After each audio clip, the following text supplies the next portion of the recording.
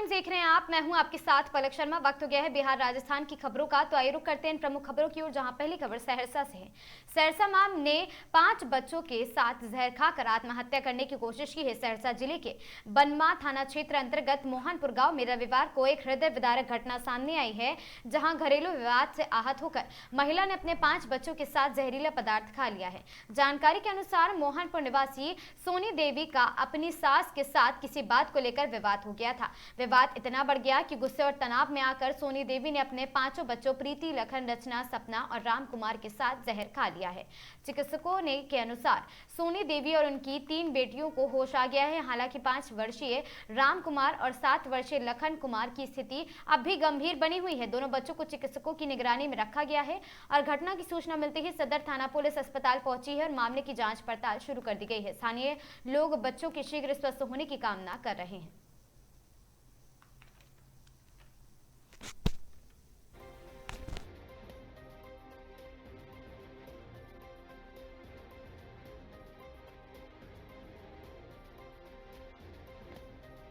देख रहे हैं कि आए हुए हैं यहाँ प्राइवेट अस्पताल।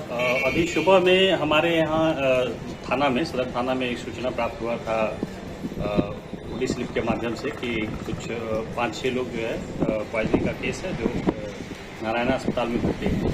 इसी संदर्भ में हम जांच में आए हैं तो पता चला है कि 6 व्यक्ति जो है उसमें से 5 बच्चे हैं और एक महिला है जो एक ही गांव के एक परिवार के हैं। वो ग्राम भगवानपुर जो डहरी क्षेत्र में है वहाँ के रहने वाले सभी लोग हैं, एक परिवार के हैं। घटना पॉइजनिंग का ही केस है। डॉक्टरों से भी हमारी बात हुई है, उनके द्वारा भी बताया गया कि पॉइजनिंग का केस है। इसमें से जो बच्चे हैं उसका स्थिति थोड़ा क्रिटिकल है, बाकी को खतरे से कुछ बाहर बताया जा रहा है। घटना कैसे हुई है ये अभी कंफर्म नहीं हुआ है। इस संबंध में स्थानीय थाना को मेरे द्वारा सूचना दिया गया है कि विस्तृत जानकारी लेकर के हम लोगों को भी अवगत कराएंगे और आगे की जो प्रक्रिया होगा उसमें कार्य करेंगे। क्या जानकारी मिली है सर? घरेलू विवाद है क्या? घरेलू विवाद के बारे में अभी वो जांच के बाद ही पता चलेगा, क्योंकि हम यहाँ हैं। घटना बनवा डहरी है तो कंफर्म बताना मुश्किल है। सर 5 बच्चे से अधिक महिला भर्ती हुए पॉइजनिंग का मामला है, क्या स्थिति है और क्या कहेंगे? जैसा देखने से प्रतीत हो रहा है कि पारिवारिक कलह और झगड़े का मामला है, जिसमें यह बताया जा रहा है कि मां अपने 5 बच्चों के साथ एक साथ जहर खाई है और 6 व्यक्ति जो है वो हमारे यहाँ एडमिट है। 5 उनके बच्चे हैं, एक माताजी हैं। दोनों लड़के जो हैं वो उनकी गंभीरता को देखते हुए इंट्यूबेट कर वेंटिलेटर पर रखा गया है।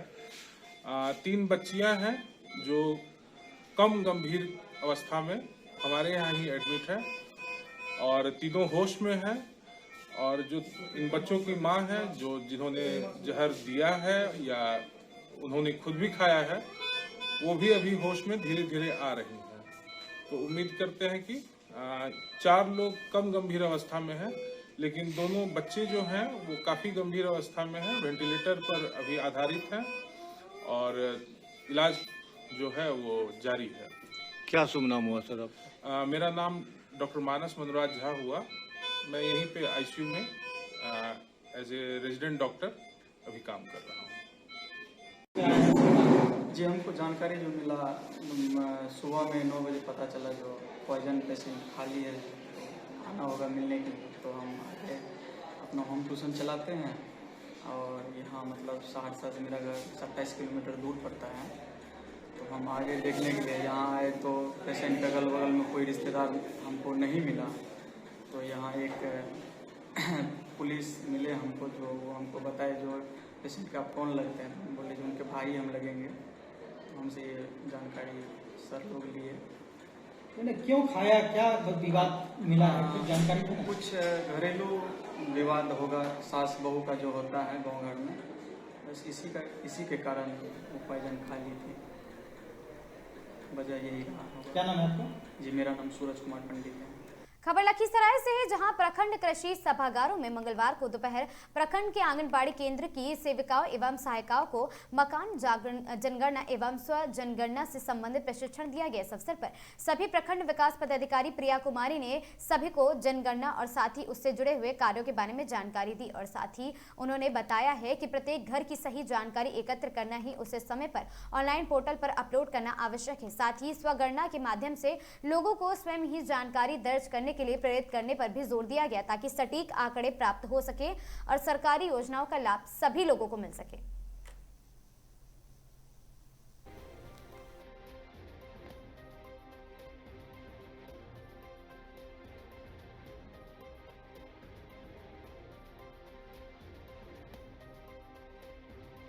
मैडम, एक बात बताइएगा, प्रखंड कार्यालय में जब आप लोग पहुंचे तो आज आप लोगों को एक ट्रेनिंग दिया गया था। ट्रेनिंग किस चीज़ की थी? सर्वे जनगणना की। क्या क्या करना था इसमें? इसमें आईडी, सर्वे में आईडी भरना है,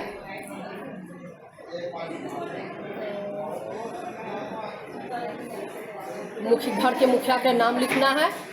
उसमें हम लोग को फिर स्क्रीनशॉट ले करके आईडी उसका बना करके फॉर्म भर के आईडी बना करके हमको सेंड करना है। आज की ट्रेनिंग किन के द्वारा आप लोग को दिया गया? वीडियो साहब के द्वारा हम लोग को आज ट्रेनिंग दी गई है। क्या नाम लिखते हैं अपना? मेरा नाम हुआ ज्योति किरण। कोटा जिले में जन कल्याणकारी योजनाओं के प्रचार प्रसार को गति देने के उद्देश्य से ग्राम विकास रथों को हरी झंडी दिखाकर रवाना किया गया। इस अवसर पर रथों के सारथियों को माला पहनाकर सम्मानित किया गया। कार्यक्रम में लाडपुरा विधायक श्रीमती कल्पना देवी और साथ ही जिला कलेक्टर पीयूष समारिया, अतिरिक्त जिला कलेक्टर कृष्णा शुक्ला और साथ ही जिला परिषद के मुख्य कार्यकारी अधिकारी कमल कुमार मीणा तथा अतिरिक्त मुख्य कार्यकारी अधिकारी मजहर इमाम सहित विभिन्न विभागों के अधिकारी उपस्थित रहे। अतिथियों ने ग्राम विकास रथों को हरी झंडी दिखाकर रवाना किया और इन रथों के माध्यम से सरकार की योजनाओं को आमजन तक पहुंचाया है। जन कल्याणकारी योजनाओं पर आधारित आकर्षक नृत्य प्रस्तुति को, नाट्य प्रस्तुति को, जिससे उपस्थित लोगों को योजना की जानकारी रोचक तरीके से मिली है।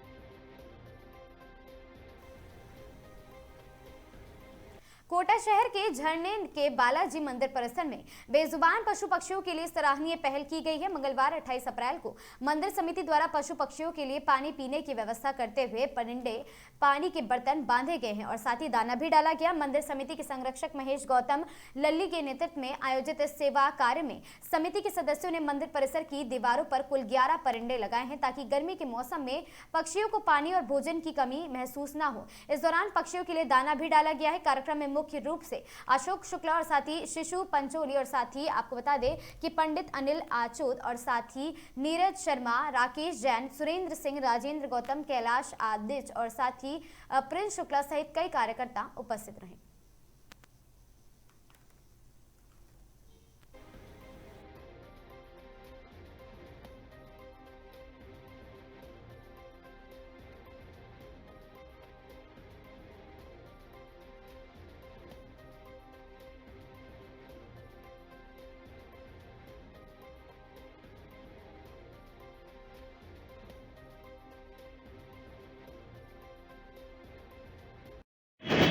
आज बेजुबान पक्षियों को दाना पानी की व्यवस्था करने के लिए आज चढ़ने के बालाजी समिति द्वारा आज ये परिंदे बांधने का कार्यक्रम रखा गया है। इसके निमित्त हमने 11 परिंदे इन बेजुबान पक्षियों को पानी पिलाने की व्यवस्था करने के उद्देश्य से चढ़ने के बालाजी मंदिर परिसर में आज हमने बांधे हैं। इस कार्यक्रम के अंदर हमारे साथ भाई अशोक जी शुक्ला, पंडित अनिल आदित्य, शिशु पंचोली जी, नीरज भाई शर्मा और बना साहब, राकेश जैन जो हमारे सिविल डिफेंस के कार्यकर्ता हैं, उन्होंने पेड़ पर ऊपर चढ़कर परिंदों को बंधवाया है। इन बेजुबान पक्षियों की रक्षा करने के लिए, इनकी दाना पानी की व्यवस्था करने के लिए ये प्रयास हमारा निरंतर जारी रहेगा।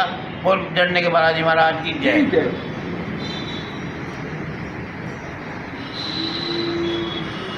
कोटा शहर में बेखौफ बदमाशों का आतंक लगातार बढ़ता जा रहा है। भीमगंज मंडी थाना क्षेत्र में देर रात एक महिला के गले से सोने की चेन छीनकर फरार होने का मामला सामने आया है। वारदात के दौरान महिला स्कूटी से गिर गई, जिससे उसके सिर में चोटें आई हैं। आपको बता दें, जानकारी के अनुसार घटना करीब 9 बजे हाट रोड स्थित पेट्रोल पंप के पास की है और साथ ही खेड़ली फाटक निवासी एक युवक अपनी बुआ के साथ स्टेशन इलाके में खरीदारी करने गया था और खरीदारी के बाद दोनों स्कूटी से घर लौट रहे थे। युवक स्कूटी चला रहा था जबकि उसकी बुआ पीछे बैठी हुई थी और इसी दौरान पीछे से पल्सर बाइक पर सवार 2 युवक उनके पास पहुंचे हैं और बाइक पर पीछे बैठे बदमाशों ने चलते वाहन पर ही महिला के गले पर झपट्टा मारते हुए सोने की चेन खींच ली है। वारदात के अंजाम को देने के बाद दोनों आरोपी मौके से फरार हो गए। भीमगंज मंडी थाना एएसआई सियाराम के अनुसार प्रारंभिक जांच में सामने आया है कि आरोपियों ने काले कपड़े पहने थे और काला हेलमेट लगाया हुआ था। फिलहाल पीड़ित पक्ष की ओर से कोई औपचारिक शिकायत दर्ज नहीं की गई है, लेकिन पुलिस अपने स्तर पर मामले की जांच में जुट गई है।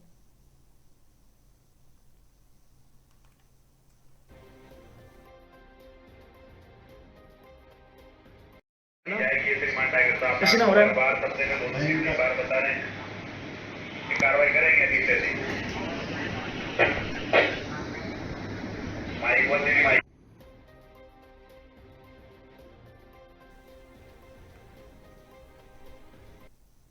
बायतू विधानसभा क्षेत्र में मंगलवार को ग्राम रथ अभियान का विधिवत शुभारंभ किया गया।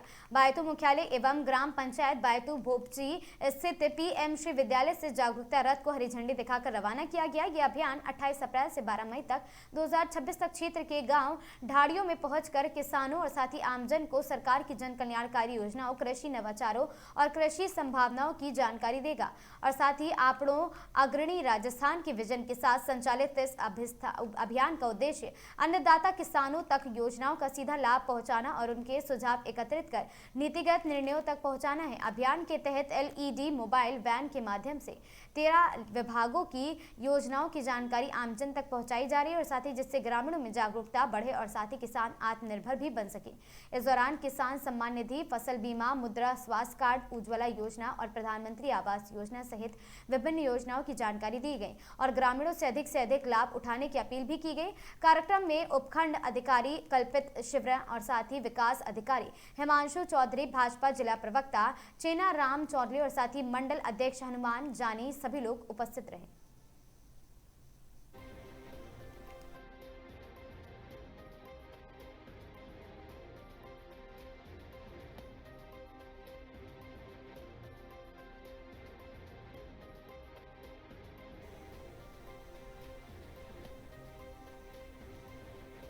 कोटा जिला कलेक्टर पीयूष समारिया ने मंगलवार को जल संचय जल भागीदारी 2.0 महा मुख्यमंत्री जल स्वावलंबन अभियान एवं मनरेगा अंतर्गत युक्त धारा पोर्टल पर प्रगति कार्यों की समीक्षा बैठक आयोजित कर संबंधित विभाग को आवश्यक दिशा निर्देश दिए हैं। बैठक में जिला परिषद के मुख्य कार्यकारी अधिकारी कमल कुमार मीणा ने विभिन्न योजनाओं की विभागवार प्रगति की जानकारी प्रस्तुत की। समीक्षा के दौरान जिला कलेक्टर पीयूष समारिया ने कहा है कि जल संचय जल भागीदारी 2.0 के अंतर्गत शहरी क्षेत्र, नगर निगम एवं रीको विशेष रूप से अपने लक्ष्यों को शीघ्र पूर्ण करना सुनिश्चित करें और साथ ही मनरेगा कार्य की प्रगति की समीक्षा करते हुए बताया गया कि युक्त धारा पोर्टल पर वर्ष 2026-27 के लिए विभिन्न विभागों द्वारा कार्य अपलोड किए जाने, इस पर जिला कलेक्टर से वन विभाग की धीमी प्रगति पर पूरी नाराजगी जताते हुए निर्देश दिए कि वन क्षेत्र में निवास करने वाली आबादी को योजना के तहत पर्याप्त कार्य उपलब्ध कराया जाए और साथ ही बैठक में अतिरिक्त मुख्य कार्यकारी अधिकारी मजहर इमाम सहित वन विभाग एवं संबंधित विभागों के अधिकारी उपस्थित रहे।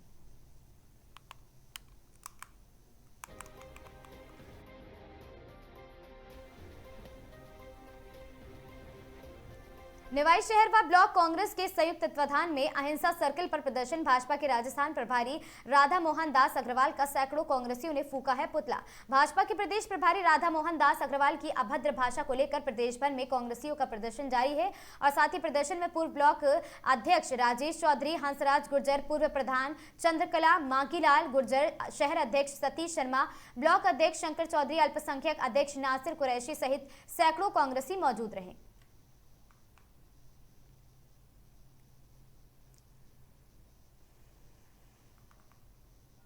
जोधपुर में पूर्व मुख्यमंत्री अशोक गहलोत के 75वें जन्मदिन के उपलक्ष्य में NSUI द्वारा सेवा सप्ताह का आयोजन किया जा रहा है। जिलाध्यक्ष डॉक्टर बबलू सोलंकी ने बताया है कि कार्यक्रम की शुरुआत आज मथुरा दास माथुर चिकित्सालय में जल सेवा अभियान से की गई है। इस दौरान अस्पताल में मरीजों, उनके परिजनों व अस्पताल स्टाफ को ठंडा जल पिलाया गया और साथ ही इस अवसर पर पूर्व राज्य मंत्री राजेंद्र सिंह सोलंकी, जिला कांग्रेस कमेटी अध्यक्ष ओमकार वर्मा, सुरेश सागर, इरफान बेली और साथ ही कांग्रेस मंडल अध्यक्ष भरत जाजड़ा, अनीता परिहार, धर्मेंद्र टाक और साथ ही विजयश्री, जिला उपाध्यक्ष ऋषि गहलोत, जिला महासचिव मोहित मेहरा आदि लोग उपस्थित रहे हैं। और साथ ही आपको बता दें कि JNVU में परिंडा अभियान, 30 का महात्मा गांधी चिकित्सालय में फल वितरण, 1 मई को MBA विश्वविद्यालय में पौधारोपण और साथ ही 2 मई को बाबू लक्ष्मण सिंह पार्क में श्रमदान तथा 3 मई को आंगनबाड़ी माता का स्थित प्राचीन मानसिक विमंदित छात्रावास में सेवा कार्यक्रम आयोजित किया जाएगा।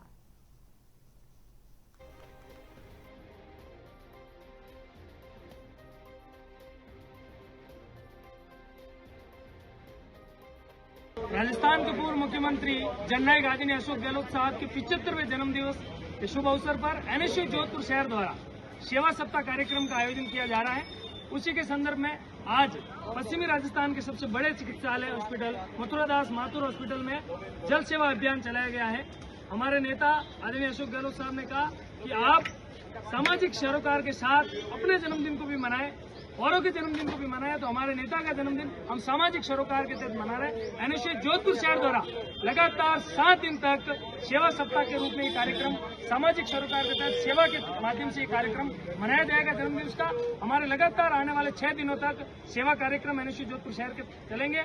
आज ये NSU जिला कमेटी के पदाधिकारी और कार्यकर्ताओं, हमारे जिला कांग्रेस कमेटी के अध्यक्ष के साथ यहाँ हमने आज जल सेवा अभियान चलाया है, जिसमें हजारों की संख्या में यहाँ मरीजों के परिजन को हमने जल सेवा के थ्रू हमने सेवा की है और आने वाले 6 दिनों के अंदर भी हमारी लगातार NSU जोधपुर शहर की सेवाएं चलेगी। डॉक्टर बबलू सोलंकी, जिला अध्यक्ष NSU जोधपुर शहर। भीषण गर्मी और बढ़ते तापमान को देखते हुए अभिभाषक परिषद कोटा की ओर से सरकारी व गैर सरकारी स्कूलों में अवकाश घोषित करने की मांग उठाई गई है और इस संबंध में परिषद के पदाधिकारियों एवं अधिवक्ताओं ने जिला कलेक्टर को ज्ञापन सौंपकर बच्चों की स्वास्थ्य की सुरक्षा प्राथमिकता देने की अपील की है। आपको बता दें, ऐसे में स्कूलों में आवश्यक घोषणा करना आवश्यक था ताकि बच्चे लू और गर्मी से सुरक्षित रह सके। इस दौरान वरिष्ठ अधिवक्ता एवं पूर्व उपाध्यक्ष हरीश शर्मा, पूर्व अध्यक्ष प्रमोद शर्मा, पूर्व महासचिव राम बाबू मालव और साथ ही सभी कई अधिवक्ता मौजूद रहे। अधिवक्ताओं ने प्रशासन से शीघ्र निर्णय लेकर बच्चों के हित में कदम उठाने की मांग की है।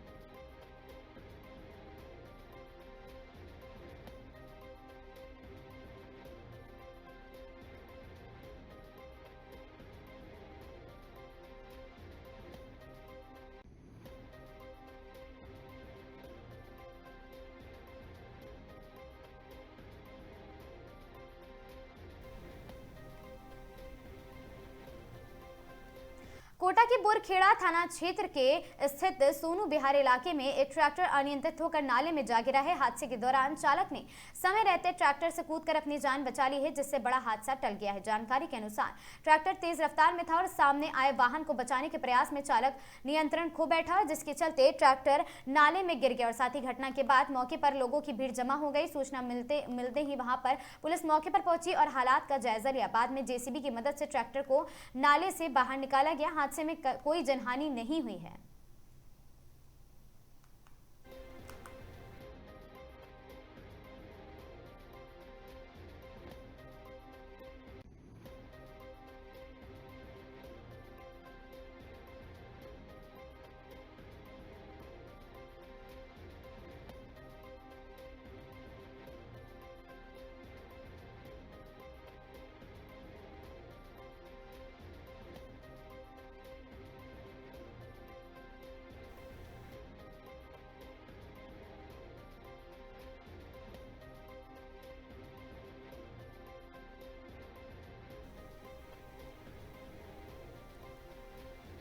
झालावाड़ के बहुचर्चित मछली ठेका विवाद और दोहरे हत्याकांड मामले में अपर जिला एवं सत्र न्यायालय ने ऐतिहासिक फैसला सुनाते हुए 11 दोषियों को आजीवन कारावास की सजा सुनाई है। साथ ही कोर्ट ने प्रत्येक दोषी पर 20-20 हजार रुपए का अर्थदंड भी लगाया है। एक अन्य आरोपी की मामले में संलिप्तता के आधार पर 7 वर्ष के कारावास की सजा दी गई है।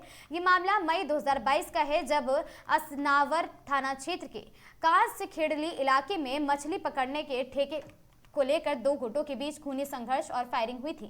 इस हिंसक वारदात में ठेकेदार ने कर्मचारी कमल किशोर की गोली लगने से मौत हो गई थी, जबकि बाद में भोपाल के कुख्यात गैंगस्टर मुख्तार मलिक का शव भी क्षेत्र से बरामद किया गया था। लोक अभियोजक विनोद गोचर ने बताया है कि अभियोजक पक्ष ने मामले को मजबूती से रखने के लिए अदालत में 44 गवाह और साथ ही 94 अहम दस्तावेज पेश किए हैं। इन पुख्ता साक्ष्यों के आधार पर एडीजे नरेंद्र मीणा ने दोषियों को उम्र कैद की सजा सुनाई है।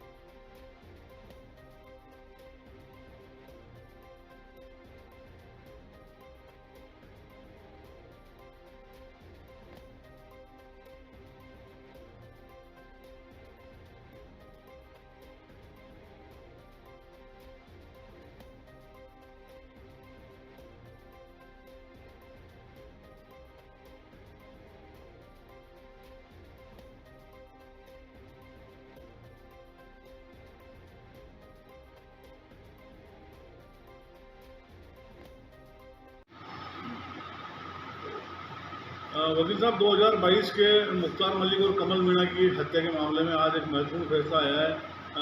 कुछ आरोपियों को सजा सुनाई गई है। क्या पूरा मामला है? किन लोगों के खिलाफ सजा सुनाई गई? दिनांक 2/6/2022 को प्रकरण के फरियादी जुगल किशोर मीणा ने थाना असनावर में प्राथमिक आशय का पेश किया कि दिनांक के आज से 7-8 साल पहले उसके बड़ा भाई जुगल किशोर मीणा, जो कि मुख्तार मलिक जो ठेकेदार है मछली व्यवसाय का, जिसने भीमसागर डैम पर मछली का ठेका ले रखा था, वो वहाँ से 7-8 दिन पूर्व उसका भाई वहाँ पर चौकीदारी का काम करने आया था। ठेके पर मछली का ठेके की चौकीदारी और डैम की चौकीदारी का काम करने आया था। दिनांक 31/5/2022 को उसका भाई जुगल किशोर मीणा, एक कमल किशोर मीणा, मुख्तार मलिक के साथ रात में मछली के डैम के ठेके निगरानी करने गया हुआ था उसके अन्य साथियों के साथ। जैसे ही वो रात के 1-2 बजे कांस खेड़ली डैम पर पहुंचे तो वहाँ पर पहले से घात लगाए बैठे अब्दुल बंटी, राजा और वसीम और अन्य 8-10 लोगों ने वहाँ पर जाते ही उनके साथ बंदूकों से फायर किया, जिसमें जुगल किशोर मीणा, एक कमल किशोर मीणा की गोली लगी और वो वहीं नदी में गिर गया, जिसकी उसकी मौके पे मृत्यु हो गई।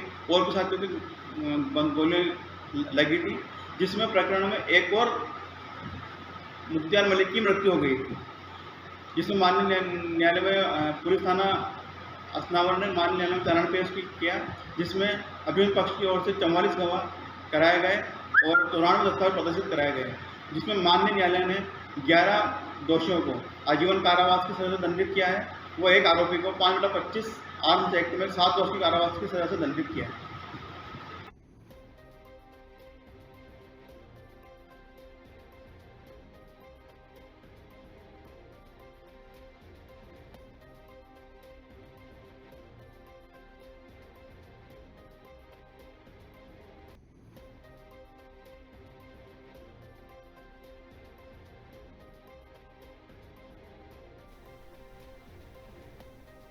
चित्तौड़गढ़ जिले में तापमान 45 डिग्री सेल्सियस के पार पहुंचते भीषण गर्मी ने लोगों का जीना मुश्किल कर दिया है। लेकिन इससे भी ज्यादा चिंताजनक हालात आपको बता दें, जिले के सबसे बड़े जिला राजकीय श्री सावरिया चिकित्सालय में देखने को मिले हैं, जहां भर्ती मरीजों और उनके परिजनों को पिछले 2 दिनों से पीने का पानी तक उपलब्ध नहीं हो पा रहा। अस्पताल के मेल फीमेल वार्ड और साथ ही आउटडोर में लगे सभी वाटर कूलर बंद पड़े हैं। हालात इतने खराब है कि मरीजों के परिजन ही नहीं बल्कि ड्यूटी पर मौजूद नर्सिंग स्टाफ भी पानी के लिए तरस रहा है। सबसे बड़ा सवाल यह है कि जब गर्मी में अपने चरम पर है गर्मी, तब अस्पताल जैसी संवेदनशील जगह पर भी बुनियादी सुविधाएं मुहैया नहीं करवाई जा रही है। स्थिति सीधे तौर पर अस्पताल प्रशासन की बड़ी लापरवाही है। इन हालातों में अब प्रशासन के कागजी दावों और धरातल की सच्चाई का आईना साफ नजर आने वाला है, जो अक्सर उच्च अधिकारियों के समक्ष बेहतर व्यवस्थाओं के रूप में पेश किया जाता है।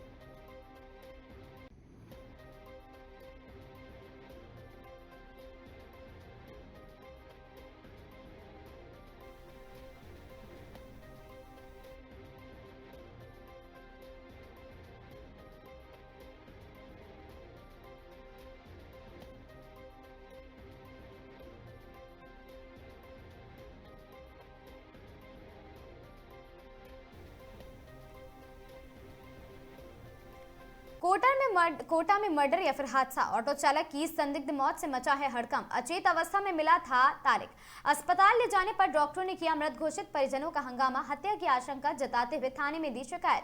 पुलिस का बयान, पोस्टमार्टम रिपोर्ट के बाद ही साफ होगी मौत की असली वजह। पुलिस ने मेडिकल बोर्ड से मृतक के शव का पोस्टमार्टम कराया है।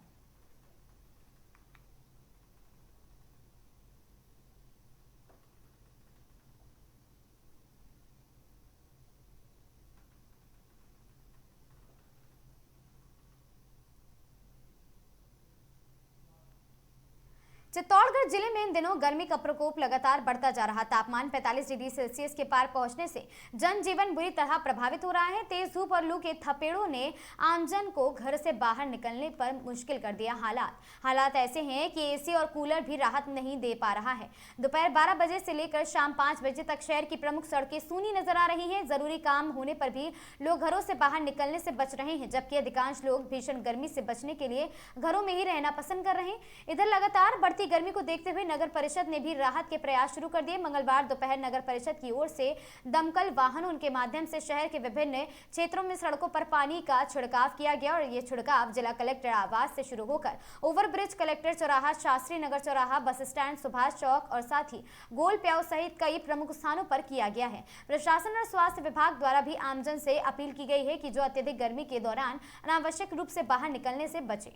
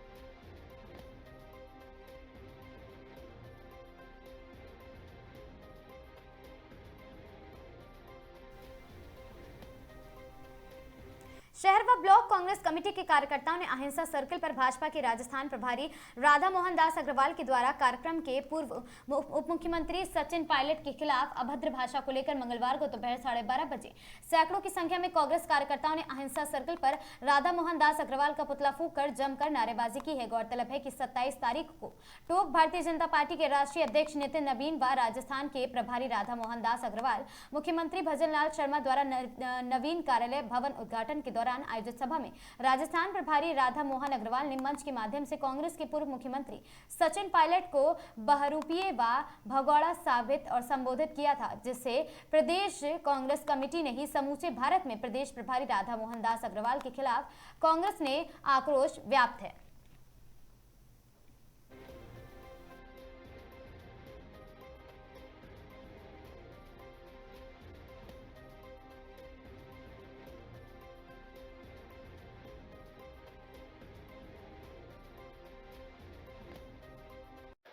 चार बार टॉक को भाजपा को जिता करके टॉक वालों को भेजा था।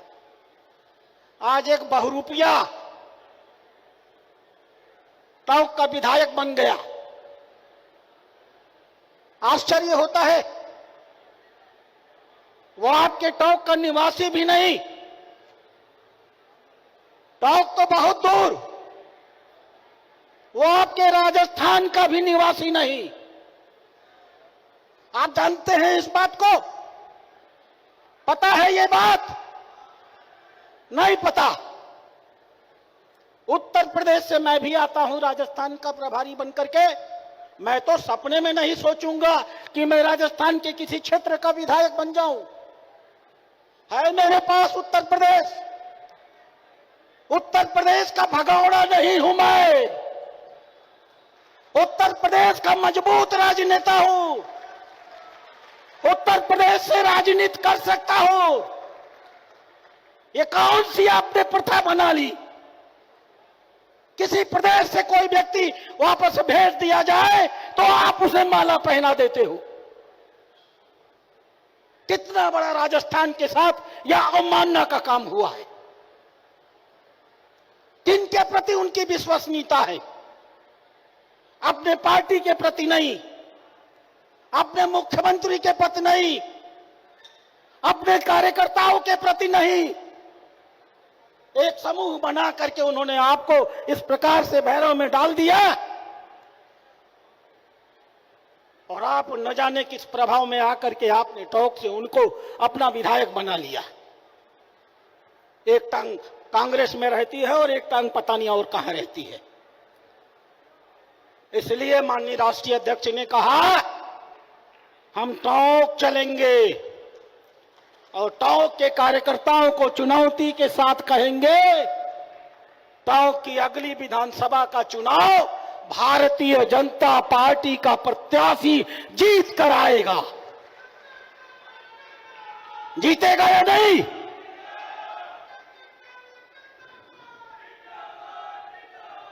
इसलिए मित्रों, हमें चारों विधानसभाएं चाहिए। हमें टोंक और सवाई माधोपुर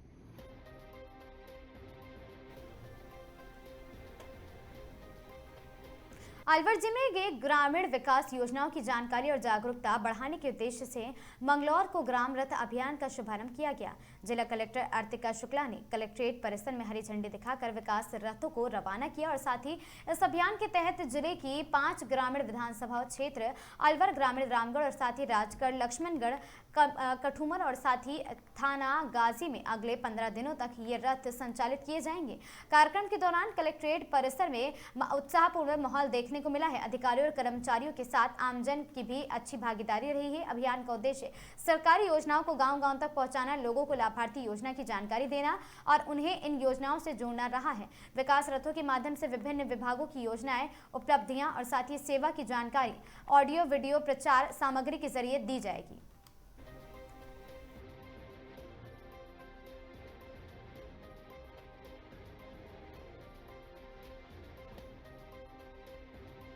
आज माननीय मुख्यमंत्री महोदय के निर्देशानुसार हमने ग्राम रथों को यहाँ से विकसित भारत ग्राम रथों के यहाँ से उनका आगमन किया है और इसमें हमारे साथ यहाँ पे हमारे लोकल कलाकार भी थे। हमने लोक भाषा में गीत भी गाए हैं जो हमारी जन कल्याणकारी योजनाएं हैं। अलवर में 5 जो ग्रामीण विधानसभाएं हैं उनके लिए 5 रथों को हमने यहाँ से रवाना किया है। अगले 15 दिनों तक ये ग्रामीण क्षेत्रों में अलग अलग जगहों पे जो हमने शेड्यूल बनाया है वहाँ रुकेंगी।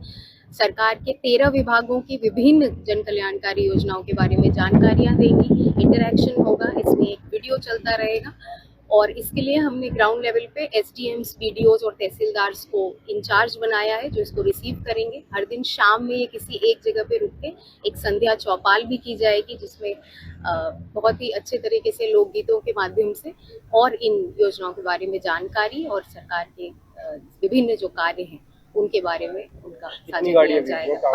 5 गाड़ियां जाएंगी, सारी जो हमारी रूरल विधानसभाएं हैं अलवर की, यानी जो ग्रामीण विधानसभाएं, हर जगह एक रथ रवाना होगा। इन खबरों में आज के लिए बस इतना ही। ऐसी खबरों से लगातार जुड़े रहने के लिए बने रहें हमारे साथ और देखते रहें आगाज टाइम्स।